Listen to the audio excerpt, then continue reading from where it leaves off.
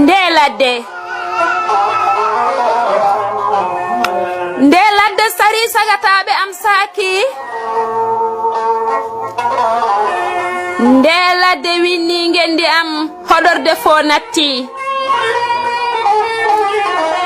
ɓiɓɓe leñolam peri perti naati e ladde tuula heela ina jiiloyo ko moftani e heema ɗanniyanke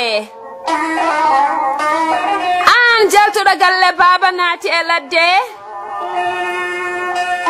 nawma ko yiiloyaade ngam firtude giɗelam yo Allah reene ko nde ladde muusi soko jooɗiɗo anda ko nde ladde metti soko baɗanteɗo famani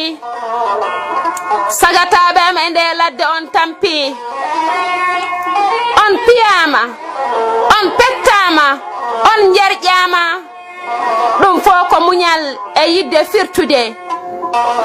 nde wonno so heewi faati koto galle baaba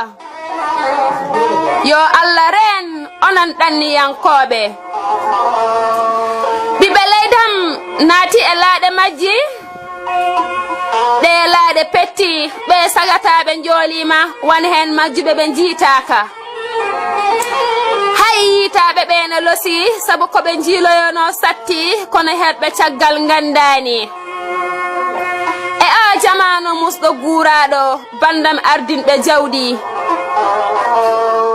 ɗanniyanke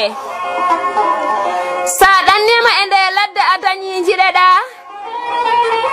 sa ɗannima a dañi kormeɗa korsineɗa teddineɗa paweɗa dow ɓurel lamɗo dokkeɗa so tawi a ɗannima a dañani bone ɓe pawma ƴeew hay kiitaɗo ɓe mbima ƴeew hay kuywel ɓe mbima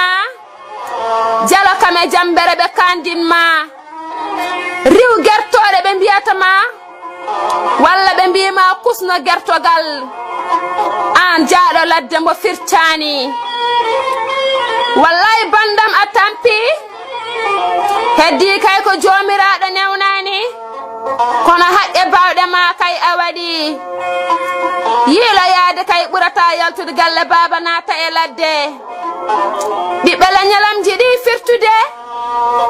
ɓiɓɓe leñolam jiɗi wonde woppuɓe jingnaɓe kame rewɓe ɓesguji